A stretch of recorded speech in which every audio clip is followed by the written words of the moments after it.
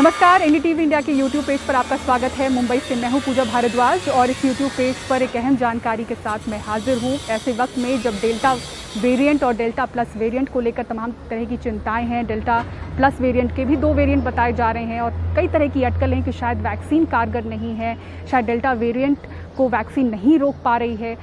इन अटकलों के बीच में, इन चिंताओं के बीच में बीएमसी का एक अहम सर्वे जारी हुआ है। ये सर्वे जो है बीएमसी का, वो जनवरी से लेकर 17 जून के बीच में इसी साल किया हुआ है, यानी कि ऐसे वक्त में जब दूसरी लहर का प्रकोप हमने झेला है। इस दौरान मुंबई में 3,95,000 के करीब कोविड पॉजिटिव मरीज थे। इनमें से 1 लाख के करीब अस्पतालों में भर्ती थे, 2,90,000 के करीब होम क्वारंटीन में थे।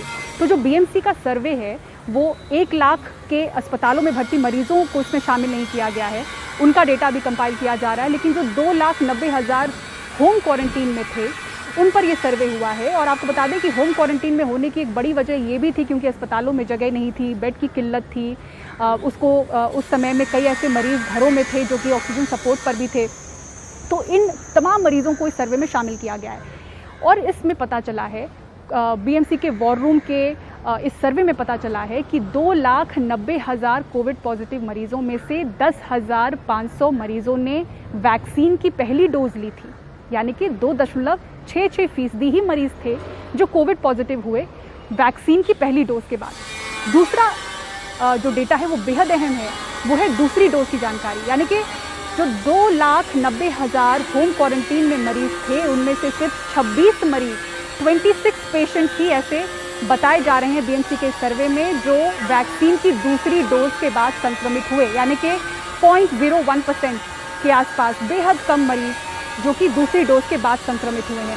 अब इनमें से सिवियर किस तरह से कौन कौन मरीज थे, मौतों का डेटा क्या है, ये तमाम जो जानकारी है वो बीएमसी की तरफ से आनी है। लेकिन फ़िलहाल ये राहत पहुंचाने वाली बात है उन अटकलों के बीच में जहां पे सवाल पूछे जा रहे हैं कि वैक्सीन कारगर है या नहीं। आप समझें कि 2,90,000 में से सिर्फ 26 ऐसे मरीज़ थे जो सेकेंड डोज के बाद संक्रमित हुए कोविड से।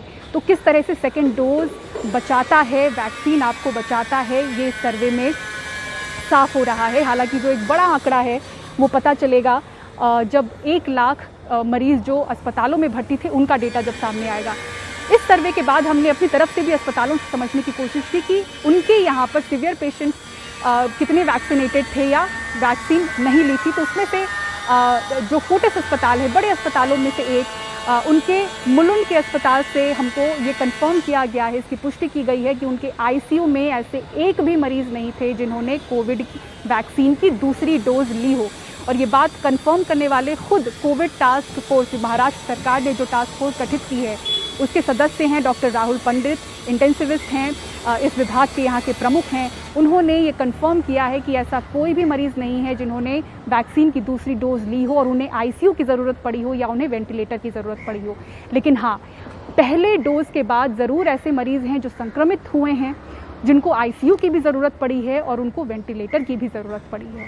तो गंभीर मरीज़ ऐसे ज़रूर हैं और न सिर्फ मुंबई में, बाहर कई राज्यों में, अलग अलग शहरों में जिनको फर्स्ट डोज के बाद कोविड हुआ है और वो गंभीर भी हुए हैं, उनमें कोमॉर्बिड पेशेंट्स की संख्या ज़्यादा थी।